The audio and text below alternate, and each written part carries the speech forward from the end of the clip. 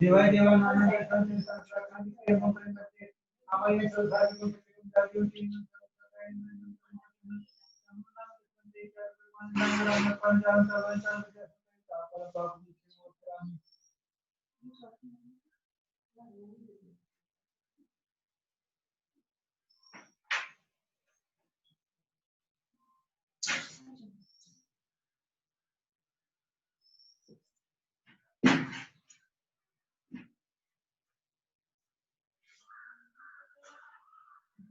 इसमें अंजन वाले तिथि के अंजन पर मेरे महापानी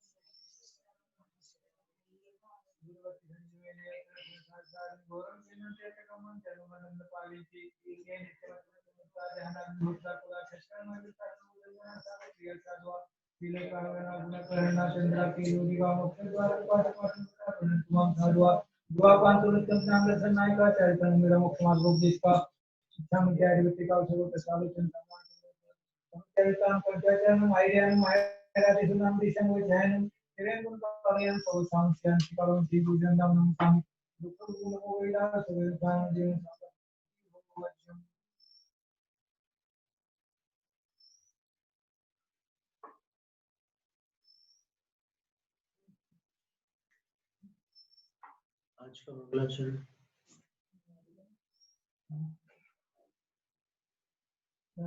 वीरं प्रणम्य सर्वज्ञ विनष्टाशेष दोषितम् धौतकल्मषं वीरं प्रणम्य वीरं फिर से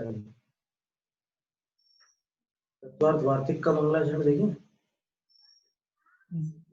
प्रणम्य सर्वविज्ञान महास्पदमुरुष्यं धौतकल्मषं वीरं वक्षे तत्वार्थ वार्तिकम्।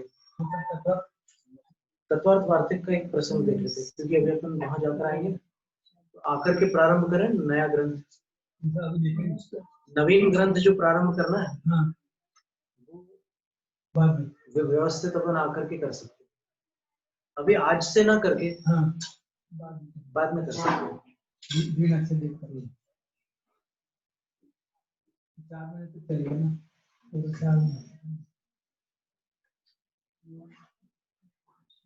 सर्व विज्ञान यानी केवल ज्ञान के महान आवास और उत्कृष्ट लक्ष्मी से संपन्न है और कल्मश से रहित अर्थात दोषों को जिन्होंने नष्ट कर दिया, ऐसे वीरम प्रणम्य वीर जिनेंद्र को प्रणाम करके तत्वार्थ वार्तिकम बख्शे तत्वार्थ वार्तिक को प्रभुंगा। तत्वार्थ वार्तिक का मंगलाचरण है श्री भट्टाकलंक देव विरचित तत्वार्थ वार्तिक। बोलचाल में आजकल राजवार्तिक नाम से ही ग्रंथ प्रसिद्ध। इस मंगलाचरण में तीन बातें आई। सर्व विज्ञान महास्पदम सर्वज्ञता, फिर उरुश्रियम सारा वैभव समुसरण का तो हितोपदेशी होने का सूचक, और निर्धूत कल्मषम विकारों को नष्ट करना वीतरागता का सूचक। तो प्राय सारे में सर्वज्ञ वीतराग और हितोपदेशी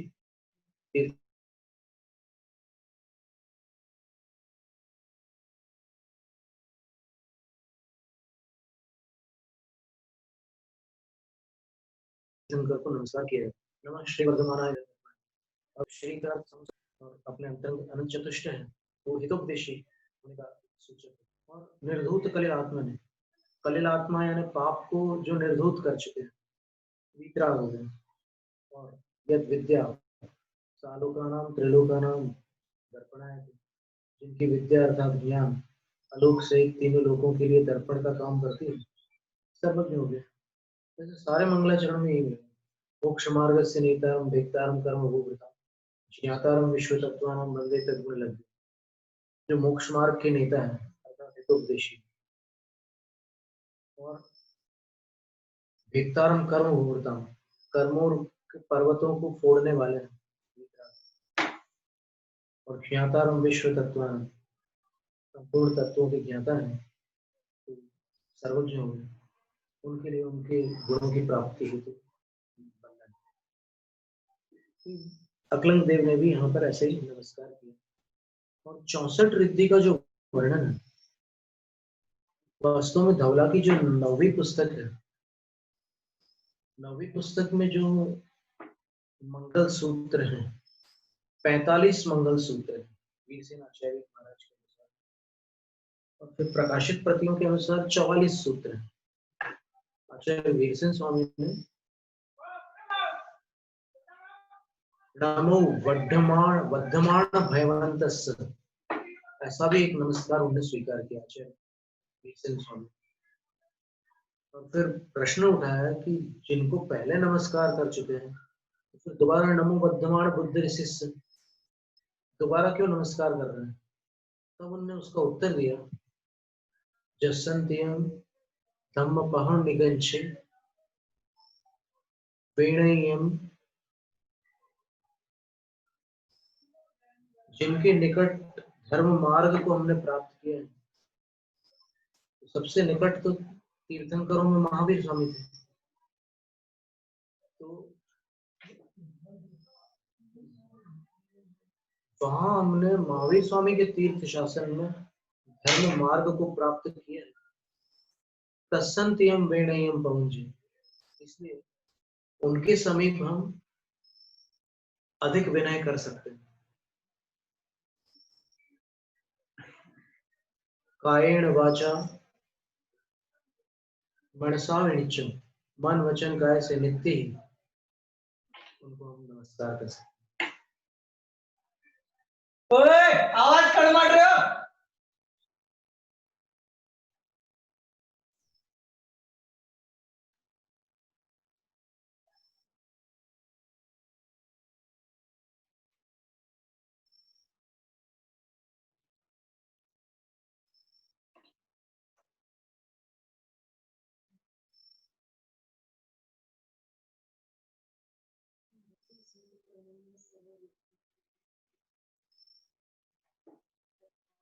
तो बुरा ना लगे दोबारा। वीरम प्रणम में तो स्वतंत्र का आ गया था, चलो तो छोड़ करके हमने फिर उसका संशोधन कर लिया।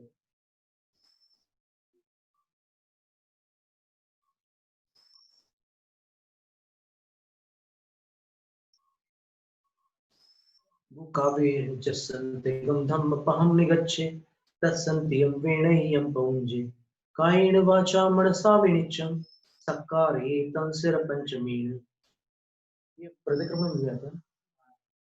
तो वो आचार्य वीरसेन स्वामी ने लिखा है कि 2 बार क्यों नमस्कार किया महावीर स्वामी। अब वो 2 बार आप 44 सूत्रों में देखोगे तो 2 बार नहीं मिलेगा। वो संपादन की त्रुटि रही है या फिर कुछ पांडुलिपि की कोई त्रुटि रही हो, वो अपन नहीं कह सकते। लेकिन आचार्य वीरसेन स्वामी ने ये इसलिए दिया है, ये बताने के लिए दिया है कि हम 2 बार नमस्कार कर सकते हैं महावीर भगवान को, क्योंकि हमने उनके पास मोक्ष मार्ग को प्राप्त किया। तो मन से वचन से काय से नित्य हम उनका सत्कार करते हैं।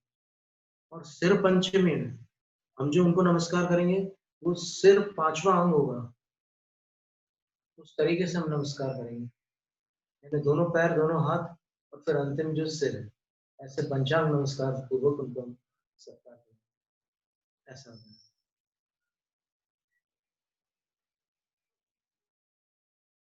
तो षटखंड आगम में 44 के बदले 45 सूत्र वीरसेन आचार्य महाराज के अनुसार।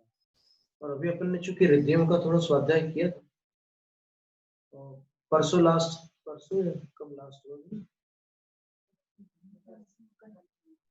नहीं, रिद्धियों का वो तब का वर्ण लास्ट जो हुआ था वो अंतिम था वो।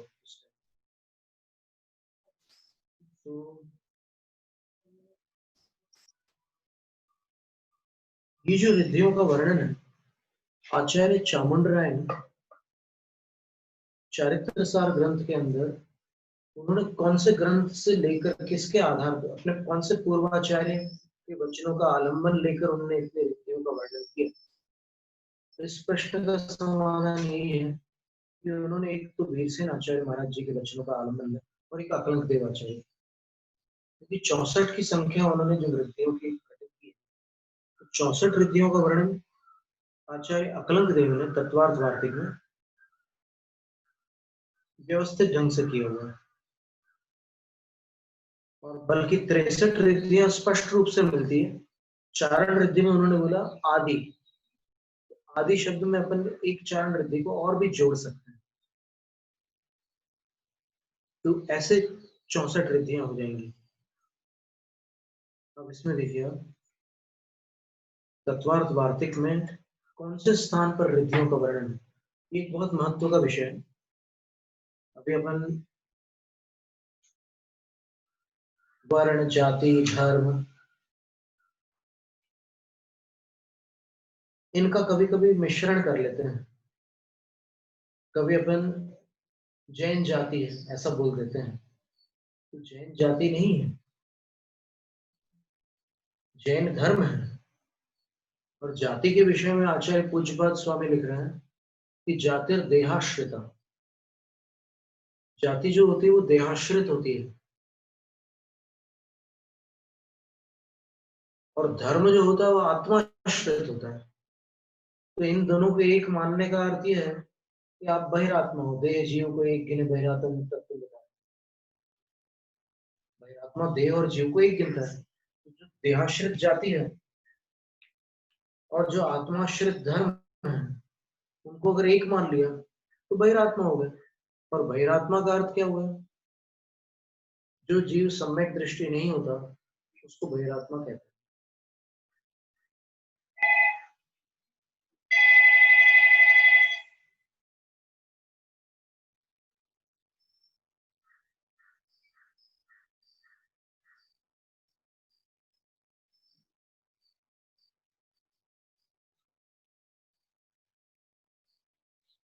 मानुषोत्तर पर्वत से आगे अर्थात उसके बाहर मनुष्य नहीं होते।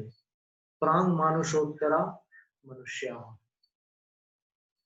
तो वहां पर रिद्धियों का जो वर्णन है वो कहां पर है उसकी हम भूमिका बता रहे हैं। आचार्य कहते हैं तस्मात् प्राग भवन्तः गतिनामापेक्षा विधानाः पूर्वोदिता द्विविधा मनुष्य। मनुष्य कैसे होते हैं? तो मानुषोत्तर पर्वत से पहले होने वाले होते हैं और गति नाम कर्म की अपेक्षा रख करके वो उस संज्ञा को प्राप्त होते हैं। और दो प्रकार के होते हैं। कथमिति चेद उच्यते, कैसे दो प्रकार के होते हैं? तब उन्होंने वो 36वां सूत्र दिया है तत्वार्थ वार्तिक में, तीसरे अध्याय का 36वां सूत्र, आर्या म्लेच्छाश्च, आर्य और म्लेच्छ। आर्या द्विविधा, फिर उसमें आर्य के दो भेद किए हैं। रिद्धि प्राप्त इतर विकल्पात, वो आर्य जो रिद्धि को प्राप्त है और वो आर्य जो इतर है, रिद्धि रहित है। गुणैर गुणवद्भिर्वा आर्यन्ते सेव्यन्ते इत्यार्याः ते द्विविधाः।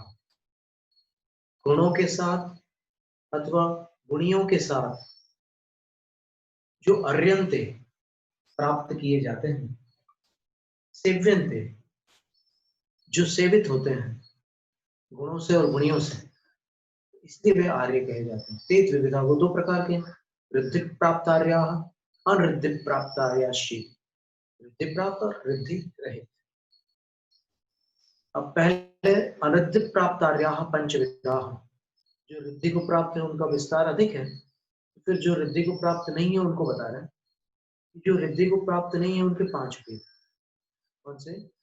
क्षेत्रार्य, क्षेत्र जाति कर्म चारित्र दर्शन भेदात। क्षेत्रार्य, जात्यार्य, कर्मार्य, चारित्रार्य और दर्शनार्य, ये रिद्धि प्राप्त आर्यास्ते पंचविधाः भवन्ति। जो रिद्धि प्राप्त आर्य नहीं, अनरिद्धि प्राप्त आर्य है, वे 5 प्रकार के होते हैं। क्षेत्रार्य, जात्यार्य, कर्मार्य, चारित्रार्य और दर्शनार्य। इस तरह तत्र क्षेत्रार्य, उनमें जो क्षेत्रार्य है वो कौन है? तो बोले काशी कौशल आदिशु जाता, जो काशी और कौशल आदि जो देश है उनमें जन्म लेने वाले, ऐसे जो भरत क्षेत्र के आर्य खंड के अंतर्गत आने वाले जो देश वहां जन्म लेने वाले क्षेत्रार्य कहलाते हैं। तो जितने भी इन क्षेत्रों में जन्मे हुए वो सब क्षेत्रार्य तो है। फिर साथ में ये लक्षण लगा लेना, गुण और गुणियों के साथ रहने वाले। गुण और गुणियों से संपर्क नहीं रखते, उनको अपन अभी इस श्रेणी में सम्मिलित नहीं करते। और जात्यार्य कौन है? इक्ष्वाकु जाति भोजादिषु कुलेषु जाताः जात्यार्याः। इक्ष्वाकु वंश, जाति वंश, भोजादिक वंश, इनके कुलों में उत्पन्न होने वाले जात्यार्य कहलाते हैं। कर्मार्यास्त्रेधा, और कर्मार्य 3 प्रकार के होते हैं। कर्म का अर्थ आजीविका, सावध्य कर्मार्य, अल्प सावध्य कर्मार्य, असावध्य कर्मार्याश्चित। जो हिंसक कार्यों से आजीविका करते हैं, जो अल्प हिंसक कार्यों से आजीविका करते हैं, और जो हिंसा रहित कार्यों से आजीविका करते हैं। तो सावध्य कर्मार्य कौन से हैं? तो उसका उत्तर दे रहे हैं षोडा, 6 प्रकार के हैं। असी, मशी, कृषि, विद्या, शिल्प, वणिक, कर्म, वेदांत। ये 6 कार्य जो है इसमें अधिक हिंसा से आजीविका होती है। असी यानी स्याही से, जो एग्जीक्यूटिव लोग रहते हैं, केवल दस्तखत करने की आवश्यकता पड़ती है और उनको वहां सब काम हो जाते हैं। मशी, मशी का अर्थ नहीं, मशी का अर्थ स्याही, असी का अर्थ तलवार। मशी का अर्थ लिखा पढ़ी वाला है। तो असी जो है वो तलवार है। तो तलवार एक उपलक्षण है। अभिप्राय ये है कि आयुध के माध्यम से जो देश की रक्षा करते हैं, एक बॉर्डर सिक्योरिटी फोर्स होते हैं, एक अंदर की भी रहती है, यानी समझ लो कि जो मिलिट्री है, नेवी है, एयरफोर्स है और जो पुलिस है, ये सब जो है ये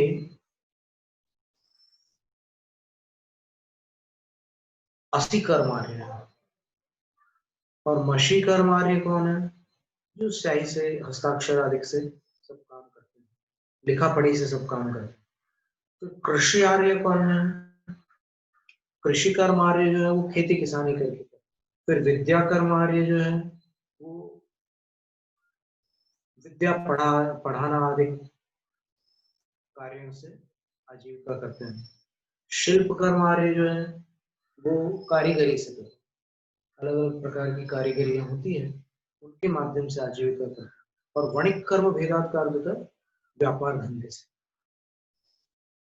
ये 6 प्रकार के सावध्य कर्मार्य हैं। और असी धनुराग प्रहरण प्रयोग कुशला असी कर्मार्या। असी कर्मार्य किनको कहेंगे? तो तलवार, धनुष आदि जितने हथियार हैं उनका प्रयोग करने में कुशल होते हैं वो असी कर्मार्य। सेना।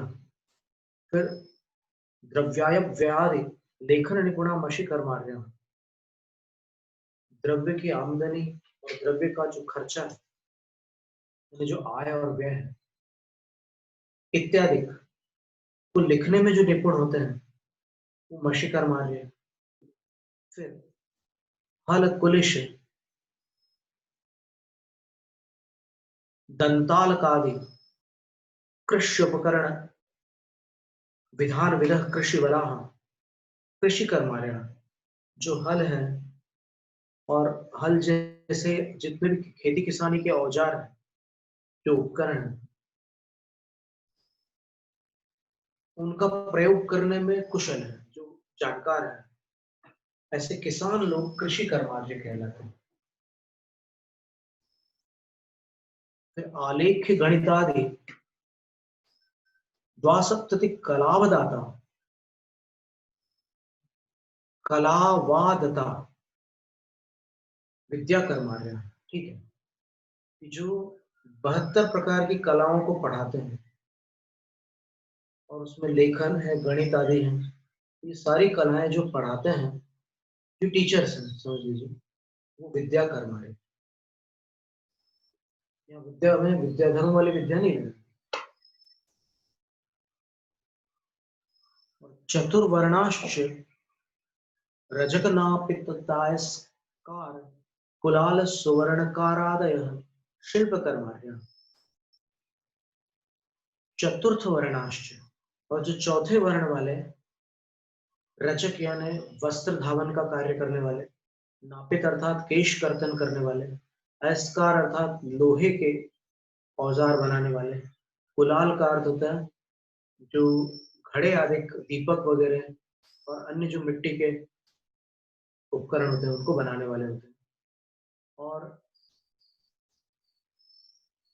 सुवर्णकार, सुवर्णकार का अर्थ होता है सुनार, स्वर्ण के आभूषण आदि तैयार करने वाले होते हैं, मुकुट बना लेते हैं, अंगुली अंगूठी बना लेते हैं, कटक कड़ा बना लेते हैं, अंगद बाजूबंद बना लेते हैं, हार बना लेते हैं, विभिन्न प्रकार के नूपुर वगैरह जो भी है उस वो सारे काम कर लेते हैं। इनको शिल्प कर्म आर्य कहते हैं, ये म्लेच्छ नहीं है, आर्य है। और चंदनादि गंध घृतादि रस शाल्यादि धान्य कार्पासाद्याच्छादन मुक्तादि नाना द्रव्य संग्रह कारिणों बहुविधा वणिक कर्मार्य। व्यापार करने वाले जो आर्य होते हैं उनके बहुत सारे भेद हैं। उनमें क्या है, ये सब चीजों का संग्रह करते हैं, चंदन का संग्रह करते हैं, और चंदन को आदि लेकर और भी जो सुगंधित पदार्थ है उनका संग्रह करते हैं और उससे व्यापार करते हैं। घृतादि रस जो होते हैं उनका संग्रह करके व्यापार करते हैं। शाल्यादि धान्य जो होते हैं उनका संग्रह करके व्यापार करते हैं। कार्पास आदि आच्छादन, कपास आदि जो ढाकने की वस्तुएं होती है उनका संग्रह करके व्यापार करते हैं। मुक्तादि नाना द्रव्य, और मोती वगैरह जो नाना प्रकार के द्रव्य होते हैं उनके संग्रह करके व्यापार करने वाले अनेक प्रकार के वणिक कर्मार्य कहते हैं। षडप्येते अविरत प्रवणत्वात् सावध्य कर्मार्य। ये चाहों असंयम में कुशल होने के कारण पाप कर्म से आजीविका करने वाले कहलाते हैं। पाप माने वो हिंसा आदि के त्यागी नहीं हो पाते।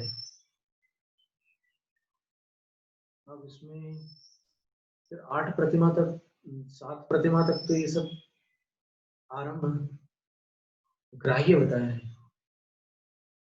तो इसका अर्थ ये हुआ कि ये जो आजीविका संबंधी सावध्य है वो 7 प्रतिमा तक के मान्य है, उसके ऊपर नहीं। पर इसमें अविरति प्रवणत्व,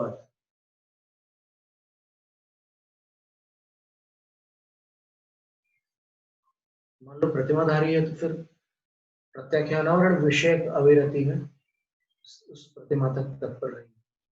फिर आरंभ त्याग में इन सब आजीविकों का त्याग हो जाएगा। तो इसीलिए आचार्य समुद्रभद्र स्वामी ना प्राणातिपात हेतु क्या लिखा, सेवा कृषि वाणिज्य प्रमुखाद आरंभ तो विपारंभति। सेवा यानी सर्विस है, कृषि यानी किसानी है, और वाणिज्य यानी व्यापार है। ये प्रमुख आरंभ है। सेवा कृषि वाणिज्य प्रमुखाद आरंभ, प्रमुख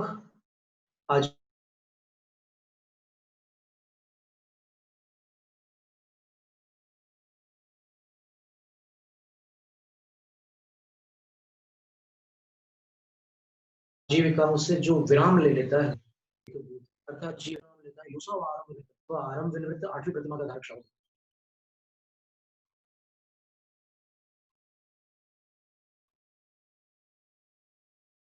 तो वो विवक्षा लगा करके साधवाद से ही अर्थ घटित करना।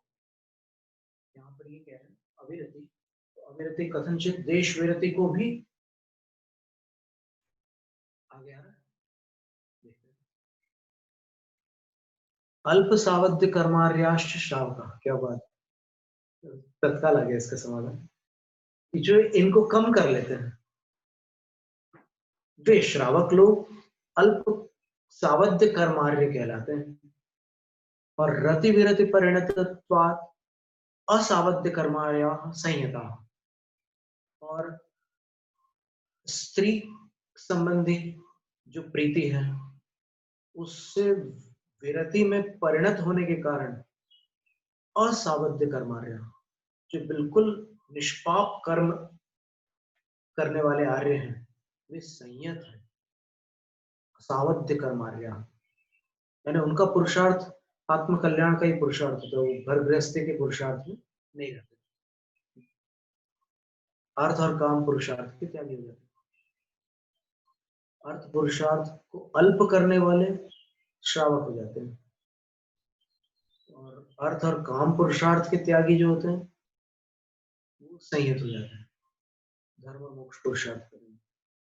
कर्म क्षयोद्यत, कर्म के क्षय में उद्यत पुरुषार्थरत विरति परिणतत्वात्, और विरति का अर्थ होता है महाव्रत, उसमें परिणत होने के कारण चारित्रार्य द्विधा, चारित्रार्य दो तरह के होते हैं, दो प्रकार के होते हैं, अभिगत चारित्रार्या अनभिगत चारित्रार्याश्चेति।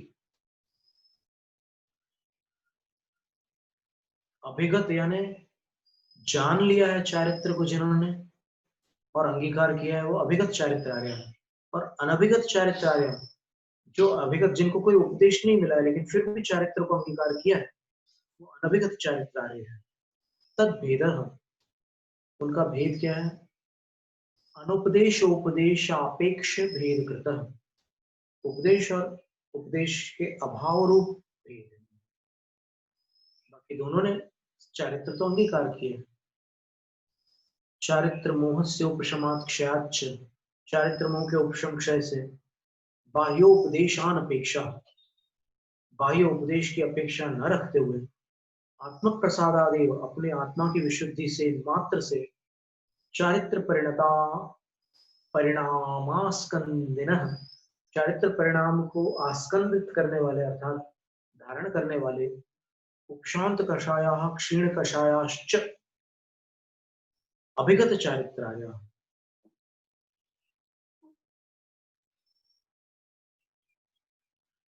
उपशांत कषाय और क्षीण कषाय जो है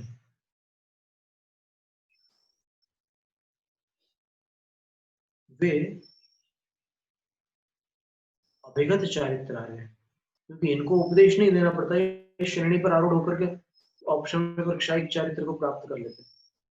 और बाकी जो है जिनको अंतश्चारित्र मोह क्षयोपशम सद्भाव है, क्षयोपशमिक चारित्र की बात है, तो क्षयोपशम का सद्भाव होने पर सती बाह्योपदेश निमित्त विरति परिणाम, गुरु के उपदेश के निमित्त से संयम के परिणाम को प्राप्त करने वाले अनभिगत चारित्रार्य, अनभिगत चारित्रार्य। तो इसमें अपन जो लगा रहे थे अभिगत का अर्थ उपदेश और अनभिगत का अर्थ उपदेश बिना, तो ऐसा नहीं है, इससे विपरीत है। अभिगत का अर्थ होता है स्वयं प्राप्त हुआ ज्ञान, और अनभिगत का अर्थ होता है स्वयं ज्ञान प्राप्त नहीं हुआ लेकिन उपदेश से चारित्र को अंगीकार किया, ऐसा इसका अभिप्राय है।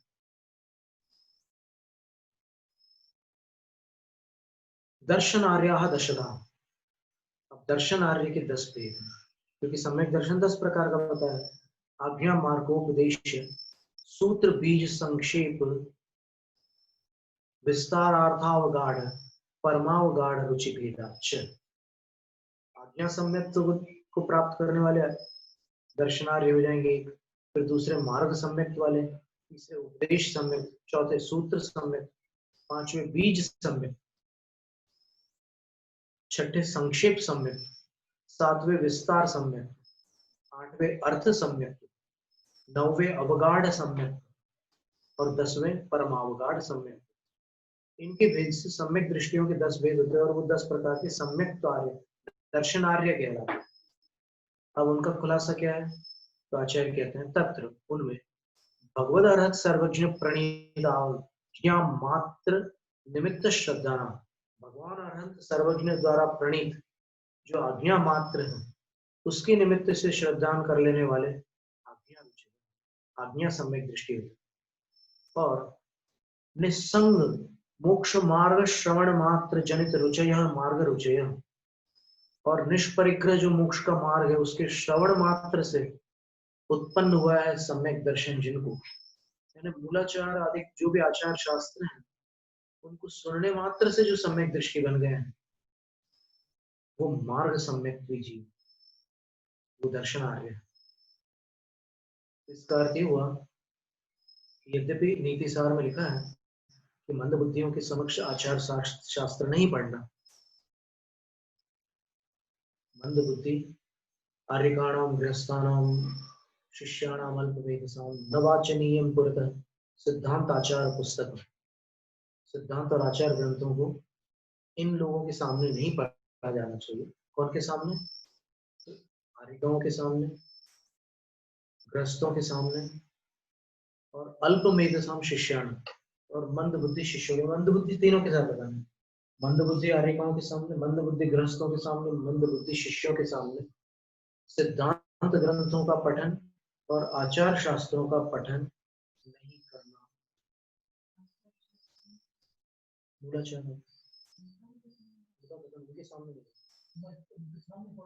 उनको अपन समझ लो अच्छे से, जो मंद बुद्धि नहीं है वो उसको समझ ले और उनको समझा दे या गुरु समझा दे, लेकिन उनके सामने पढ़ने से मंद बुद्धि के साथ समस्या ये रहती है कि वो जो सुनता है उसको थोड़ी देर के लिए समझता भी और अधूरा भी समझता है कभी कभी, और जो पहले सुन चुका है वो तो साफ है। तो वो जो संगति बैठती है ना पूरा श्रवण, देखो कभी कभी क्या होता है कि प्रथम अध्याय की संगति 9वें अध्याय में बैठती है, तो वो मंद बुद्धि के बस का काम नहीं हो सकता। तो मंद बुद्धि गुरु के निर्देशानुसार चले, इनको न सुने, और सुनाने वालों को कहा कि न वाचने, उनके सामने वाचना नहीं करें, ऐसा कहेंगे।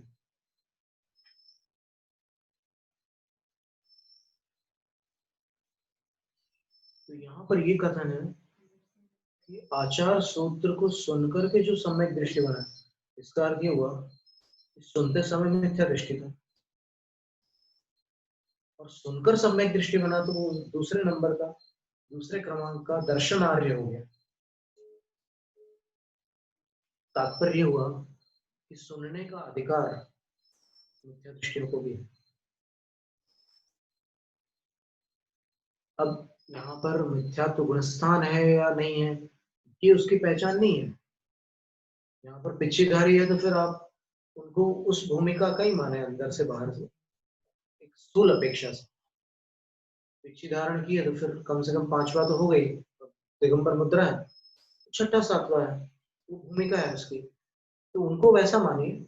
लेकिन जिन्होंने पिछी धारण नहीं की, अनुव्रत धारण नहीं किए, तो उनको असंयमी मान सकते हो, और जिनको जिन मत के प्रति श्रद्धा है उनको सम्यक दृष्टि मान सकते हो। लेकिन जिनका सब जगह संपर्क है और यहाँ वहां सर्वत्र जिनका श्रद्धा है, वो भी आकर के बैठा हुआ है और वो सुन रहा है आचार सूत्र। तो अगर वो मंद बुद्धि है तो उसके सामने तो नहीं पढ़ेंगे, लेकिन अगर वो तीक्ष्ण बुद्धि है तो उसको सुनकर के सम्यक दर्शन हो जाए। तो मार्ग सम्यक, आज्ञा सम्यक, फिर दूसरा मार्ग सम्यक। तीसरा क्या है? तो आचार्य कहते हैं तीर्थकर बलदेवादि शुभ चरितोपदेश हेतुक श्रद्धाना उपदेश रुचय। उपदेश सम्यक तो क्या कहते हैं, इसको कहते हैं, बोले तीर्थंकर भगवान है, महावीर स्वामी भगवान है, आदिनाथ भगवान, इनके कथानकों को उपदेश रूप में सुन करके, अथवा बलदेव आदि श्री राम आदि हैं उनके कथानक को, और आदि शब्द से और भी पूरे 63 शला का पुरुष हो सकते हैं, तो इन महापुरुषों के कथानकों को सुनकर जिनको श्रद्धान उत्पन्न हो गया वो उपदेश सम्यक दृष्टि है, वो दर्शन आ रहे हैं, तीसरे प्रकार के दर्शन आ रहे हैं। तो इससे भी ये बात यहाँ पर घटित होती है कि इनकी कथाएं जैन परंपरा में वर्जित नहीं है। बस कथाओं को थोड़ा सावधानी से प्रस्तुत करने की अपेक्षा रहती है। असावधानी से प्रस्तुत करने पर अभी लोक मत जो है वहां पर प्रभावना न हो, इसका ध्यान रखना आवश्यक। जो भी प्रवक्ता है उनको इतना ध्यान रखना होगा कि प्रभावना। कई बार घटनाएं हो जाती है, आपने कुछ बोल दिया और फिर लोक मान्यता से विरुद्ध बात थी, तो फिर वही बात आ जाती है जो लोक विरुद्ध होने से पहले दुर्घटनाएं हो जाती। भट्टारक स्वामी जी ने कहा था ना, पक्षीधारियों पर भी संकट आ चुका है। कोई एक और वाक्य ऐसे बोल दिए मान लो कथा करते करते, जो लोक मत से बिल्कुल विपरीत दिशा में जा रहा है, तो फिर संकट आ जाता है। तो इसका निर्णय तो वो आचार्य करेंगे, कौन उसके पात्र है कौन नहीं है। जो पात्र है वही ऐसा कार्य करे जिससे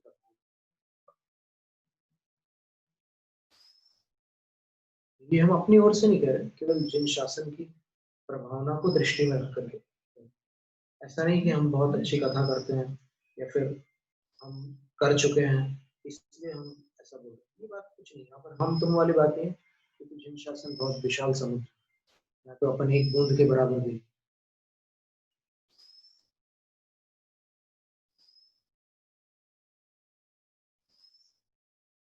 तो उनके पवित्र चरित्र के उपदेश के कारण से जो श्रद्धा उत्पन्न होता है वो उपदेश सम्यक दर्शन कहलाता है। और वो जो सम्यक दृष्टि जीव है वो दर्शनार्य है। इसके उपरांत कह रहे हैं सूत्र सम्यक दर्शन। ये सूत्र सम्यक दर्शन क्या है? तो प्रवृज्या मर्यादा प्ररूपणाचार सूत्र श्रवण मात्र समुद्भूत सम्यक दर्शनाः सूत्र रुचय। दीक्षा की मर्यादा का वर्णन करने वाले आचार सूत्र के श्रवण मात्र से जिनको सम्यक दर्शन प्राप्त हो जाता है। क्या बढ़िया बात। दीक्षा की मर्यादा, तो देखो दीक्षा के बाद की जो चर्या है उसको सुनकर के सम्यक दर्शन हो रहा है, तो वो मार्ग सम्यक है। और दीक्षा के बाद जो सीमाएं हैं दीक्षित की, उसको सुनकर के जो सम्यक दर्शन हो रहा है वो सूत्र सम्यक है। बीज पद ग्रहण पूर्वक सूक्ष्मार्थ तत्वार्थ श्रद्धानाः बीज रुचय। अब बीज रुचि, बीज सम्यक तो क्या है? तो आचार्य कहते हैं कि बीज पदों को ग्रहण पूर्वक, उनका ग्रहण करने के माध्यम से, उनके ग्रहण से, ग्रहण का अर्थ होता है समझना और धारण का अर्थ होता है स्मरण में रखना। तो बीज पदों की समझ पूर्वक जो सूक्ष्म पदार्थ है उसके स्वरूप सहित अर्थ का श्रद्धान करना, द्रव्य गुण पर्याय को अर्थ, उनका श्रद्धान करना बीज सम्यक। और बीज सम्यक जो होता है वो सामान्य जीवों को नहीं होता है, थोड़ा क्षयोक्षम विशेष अपेक्षित है। जैसे बीज बुद्धि सबके पास नहीं होती, वैसे बीज पदों का अर्थ ग्रहण करने की शक्ति सबके पास नहीं होती। ये बीज सम्यक हो गया, ये भी दर्शनार्य है। फिर कहते हैं कि जीवादि पदार्थ सामान्य संबोधन समुद्भूत श्रद्धा संक्षेप रुचय। अब देखिए संक्षेप सम्यक दर्शन क्या है? जीव आदि जो पदार्थ है, 9 पदार्थ है ना, उनके सामान्य संबोधन से सम्यक दर्शन उत्पन्न हो गया। तो जीवादि 9 पदार्थों के सामान्य उपदेश से, संबोधन से सम्यक दर्शन हो जाने पर उस सम्यक दर्शन को संक्षेप सम्यक दर्शन है, शॉर्ट में सम्यक दर्शन।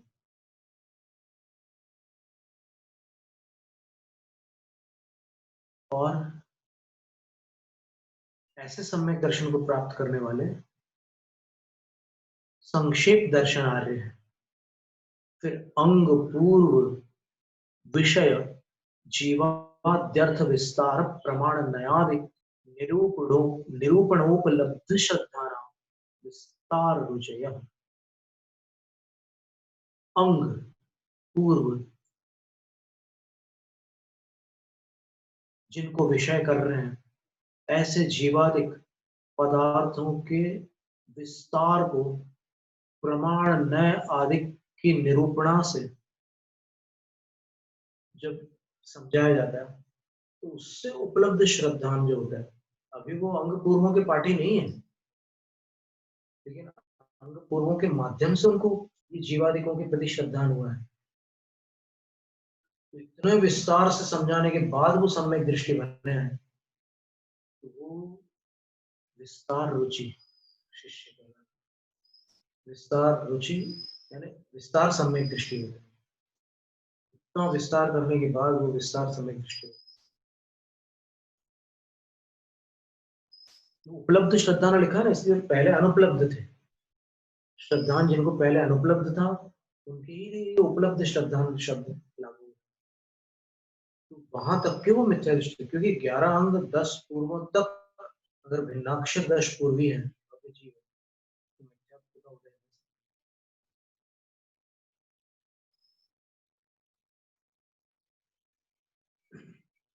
बहुत दुर्लभ है सम्यक दर्शन।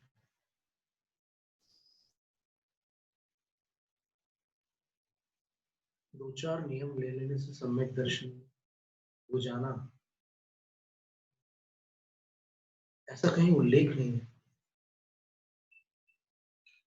जैसे किसी ने नियम दिला दिया कि इस चीज का त्याग कर दो, ये क्रिया छोड़ दो, तो क्रियाओं पर ज्यादा फंसे रहते हैं लोग। इस क्रिया को छोड़ दो तो तुम मिथ्यात्व से बच जाओगे। अब भले वो क्रिया आगम में समर्थित हो, तो भी इस तरह से बातें होती है, कोई बात नहीं। दर्शनार्य होना दुर्लभ है, और दर्शनार्य आगम से विपरीत नहीं होता, ये उसकी विशेष पहचान दी है। सार की दूसरी गाथा कि जो आगम के अनुकूल वचन बोलते हैं वो ही सम्यक दृष्टि है। और सम्यक दृष्टि ही अगर मनुष्य पर्याय में आर्यखंड में है तो दर्शनार्य ऐसा। तर्क कुतर्क तो क्या है कि वो कुश्रुत ज्ञान का भेद है ना। कुतर्क कु क्या मतलब, कु का अर्थ क्या है? अनंत अनुबंधी और मिथ्यात्व, और तो कोई अर्थ नहीं ना कु का। तो फिर वो दर्शन आर्य की श्रेणी से पृथक है, बहिर्भूत, कोई बात नहीं। वो भी अपने आग्रह से मुक्त होकर के जब तक जीवन का अंतिम मुहूर्त है तब तक किसी भी आयु का बंद करने वाला सम्यक दृष्टि बन सकता है। कितना विराट है जिन शासन, कितना उदार है। किसी भी गति में जाने वाले जीव को सम्यक का अवसर मिलता है।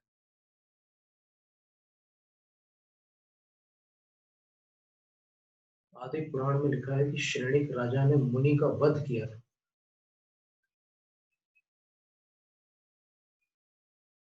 एकदम प्रारंभ में दुर्गति की आयु बांध ली, लेकिन फिर भी उनको सम्यक दर्शन प्राप्त हुआ, और वो सम्यक दर्शन केवली शुद्ध केवलियों के चरणों में शाही भी बन गए, और साथ में उनको तीर्थंकर प्रकृति का बंध भी हो गया। 16 कारण भावना तो नहीं कर पाएगा, क्योंकि 16 कारण भावना केवल साधु कर सकते। पूरी 16 भावनाएं साधु पद के बिना संभव नहीं। और श्रेणिक राजा ने जितनी की उनकी भूमिका में जो संभव थी, आवश्यक परिहानी वगैरह तो संभव नहीं वहां पर बिना प्रकृति। कौन सा आवश्यक और क्या करेंगे।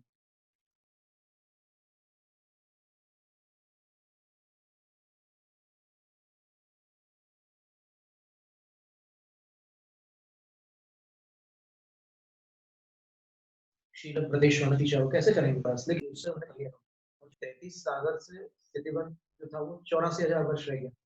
ऐसा उल्लेख है सिद्धांत में कि शाहीक सम्यक दृष्टि जीव प्रथम पृथ्वी में कितनी आयु प्राप्त करता है, तो उसका उत्तर दिया है कि प्रथम पृथ्वी की उत्कृष्ट आयु 1 सागरोपम है। पृथ्वी की नहीं, पृथ्वी में रहने वाले नारकों की उत्कृष्ट आयु 1 सागरोपम है और जगन्य आयु 84,000 वर्ष है, ये उल्लेख है। तो राजा शरणिक ने जगन्य आयु ही प्राप्त की, भले वहां की जगन्य आयु 10,000 हो, 10,000 की आयु असैनी को प्राप्त होती, तो ये 84,000 वर्ष की जो जगन्य आयु प्राप्त की, 33 सागर से घटा करके ये कर लिया, घातायुष हो गए और यहाँ वहां उत्पन्न हुआ। आप सोचिए, जिन शासन की उदारता के बारे में विचार करिए कि मुनि की हत्या करने वाले, मुनि का वध करने वाले, वहां लिखा है, हम आपको खोल के दिखाते हैं तो फिर ये बात अंदर खटकते रहेगी।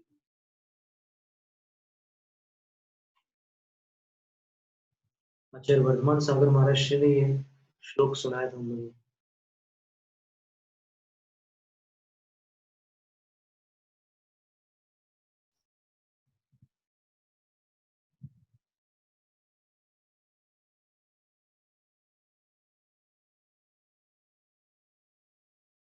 की बात है, उसको नाम देना, उसको कपड़ा पहनाना अधिकार किसी भी शावक को नहीं है। जो करे कुछ भी कर ले वो, तुम्हारे गांव से दूसरे गांव में छोड़ दो, वहां जो वो दूसरे गांव में देख ली, इधर की बात वहां भी नहीं बताना। तो आप क्या क्या कर रहे हैं?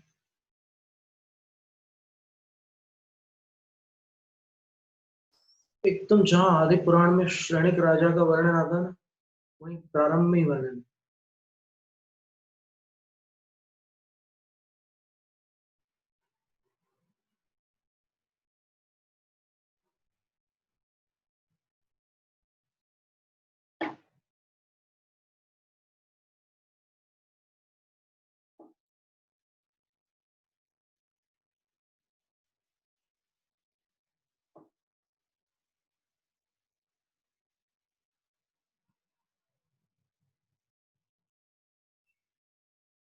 बात आचार्य जिनसे स्वामी ने प्रभाचंद्र आचार्य को प्रणाम किया, न्याय कुमुद चंद्र ग्रंथ के रचयिता, लघियस त्रय की जो टीका है ना, न्याय कुमुद चंद्र, उसके रचयिता आचार्य प्रभाचंद्र स्वामी को जिनसे आचार्य ने नमस्कार किया। बहुत बड़ी बात। भगवती आराधना तो जटा सिंह नंदी आचार्य को भी नमस्कार किया।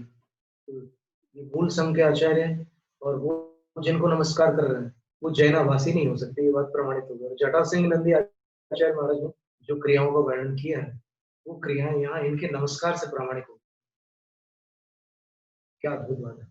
देखो, अपन देखने कुछ और निकले थे और साथ साथ में और भी कितने सारे अमृत के छींटे मिल गए, फव्वारे।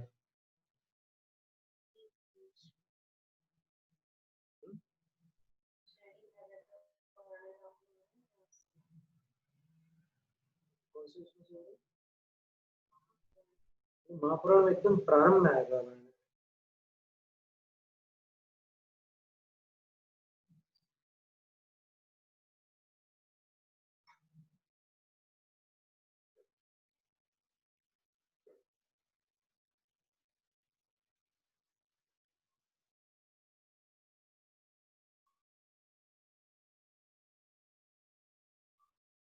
वक्ता का लक्षण, श्रोता का लक्षण, कथावतार का वर्णन। अब यहाँ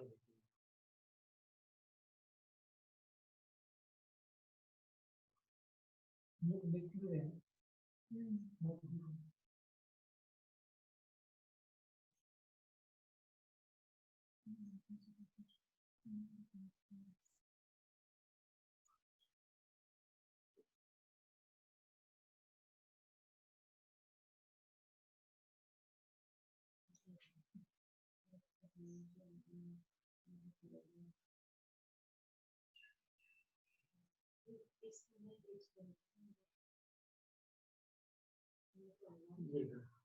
चतुर्थ काल के अंत में एक समय सिद्धार्थ राजा के पुत्र सर्वज्ञ महावीर स्वामी विहार करते हुए राजगृह के विपुलाचल पर्वत पर आकर विराजमान।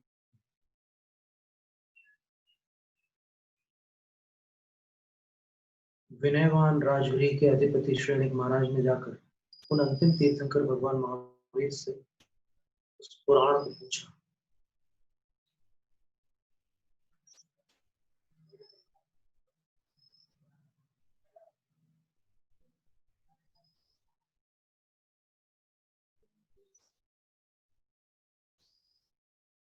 तो 26 नंबर प्रश्न।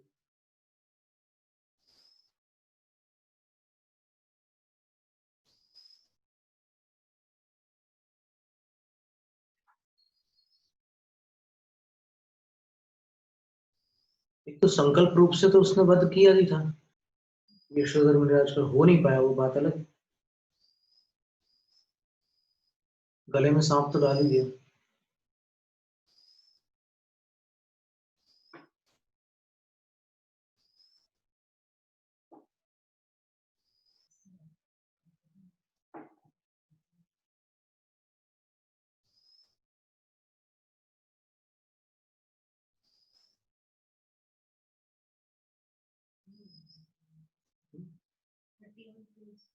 याद आ गया।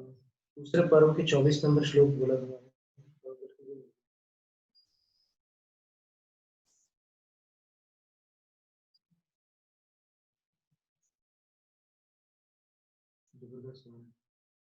हे नाथ, मुझ अज्ञानी ने पहले हिंसा, झूठ, चोरी, पर स्त्री सेवन और अनेक प्रकार के आरंभ तथा परिग्रह आदि के द्वारा अत्यंत घोर पापों का संचय किया। और तो क्या, श्री राजा कह रहे हैं, मुझ मिथ्या दृष्टि ने मुनिराज के वध करने में भी बड़ा आनंद माना था, जिससे मुझे नरक ले जाने वाले नरकायु कर्म का ऐसा बंध हुआ जो कभी छूट नहीं सकता।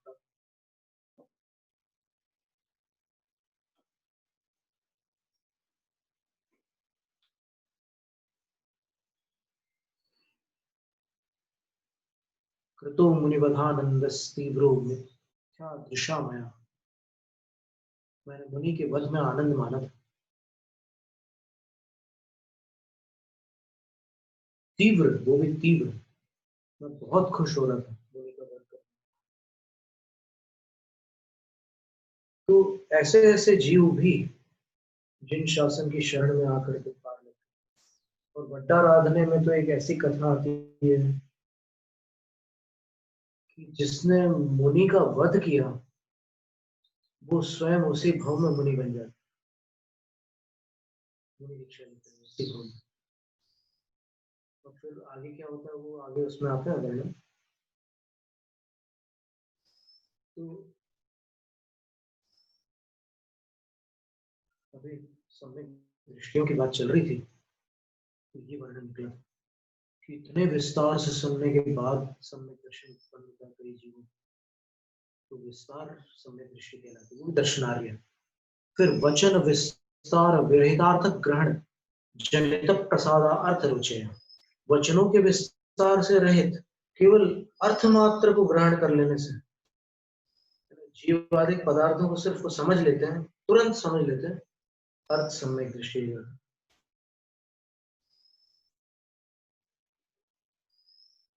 असम शम वशात, असाधारण क्षयोपशम के प्रभाव से पदार्थ को बस देखते देखते समझ जाते हैं। निसर्ग सम्यक दृष्टि देते हैं, अर्थ सम्यक दृष्टि।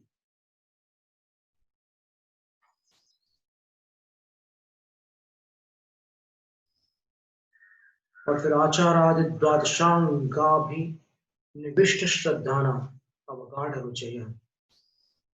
आचार आदि पूरे 12 अंगों में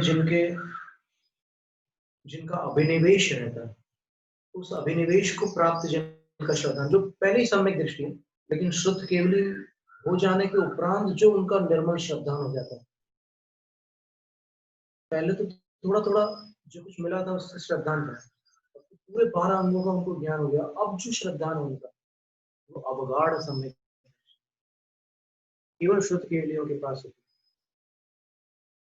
और धवला की 9वीं पुस्तक में लिखा है कि वो मोक्ष पर्यंत कभी भी सम्यक से पतित नहीं होते। भले ही क्षारोक्षण सम्यक दृष्टि हो, लेकिन नीचे नहीं आना उनको किसी हालत में। और उस भाव में संयम से पतित नहीं है ना, अंतिम श्वास तक तो छठे गुण स्थान से नीचे नहीं आ सकते। अवगाढ़ सम्यक दृष्टि। और अंतिम जो है वो है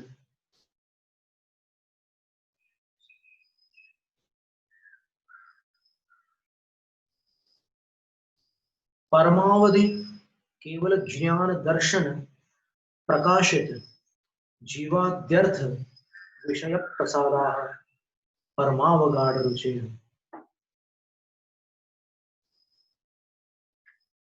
परम है अवधि जिसकी, ऐसे केवल ज्ञान और केवल दर्शन से जिन्होंने जीवादिक पदार्थों को प्रकाशित कर रखा है और उस विषय से उनको विषय करके जो उनके अंदर विशुद्धि है, उस केवली की विशुद्धि को जिन्होंने प्राप्त किया हुआ है, वे परमावगाढ़ सम्यक दृष्टि है। ये अंतिम है, इससे बड़ा कोई सम्यक दर्शन नहीं होता।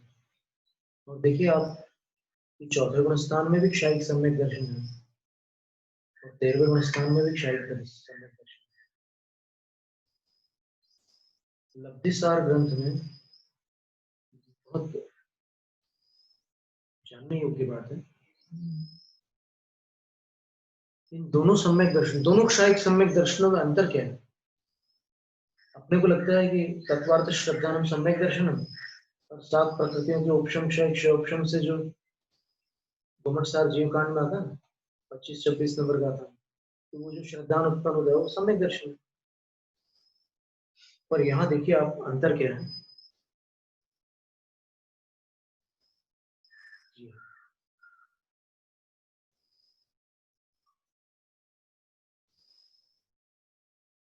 166 नंबर का था लब्धिसार।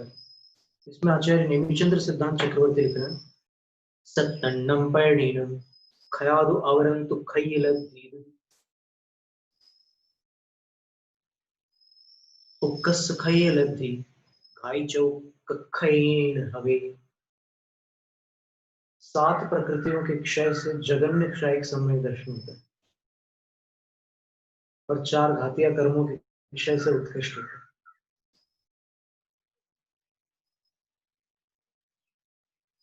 क्योंकि इसके साथ ज्ञान का संबंध है।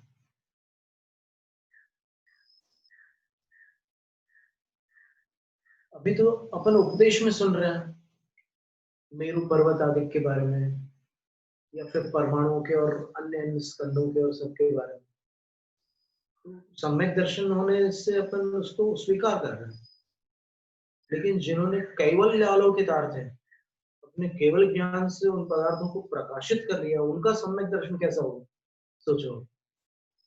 तो यही बात समय पौड़ ग्रंथ में आचार्य जयसेन स्वामी ने कही है। बहुत सारे ग्रंथ आ रहे हैं, लेकिन देखिए कितनी सुंदर बात है, उसको पढ़कर थोड़ा सा भावुक भी हो जाता है।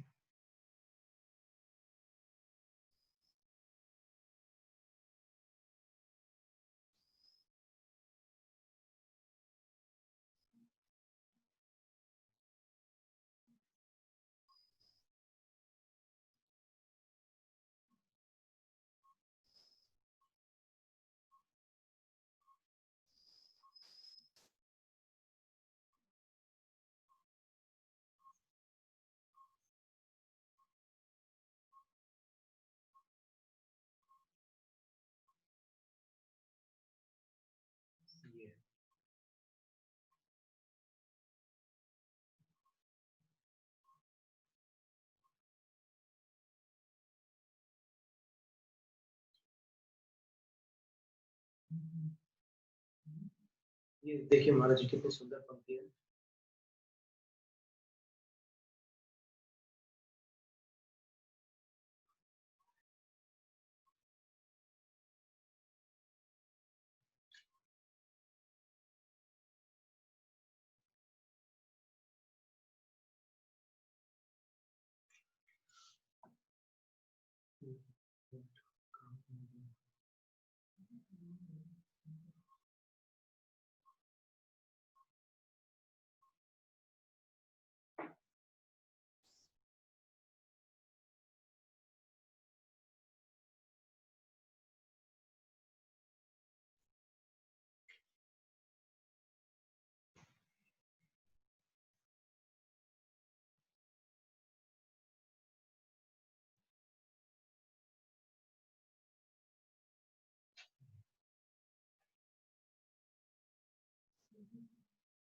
समय हो गया।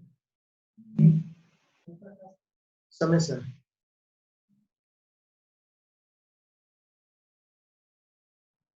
समय हो गया तो अपन अगले सत्र में देखेंगे। आज इसको जय मुझे 10 प्रकार के सम्यक दर्शनों का वर्णन आज अच्छे से हो गया।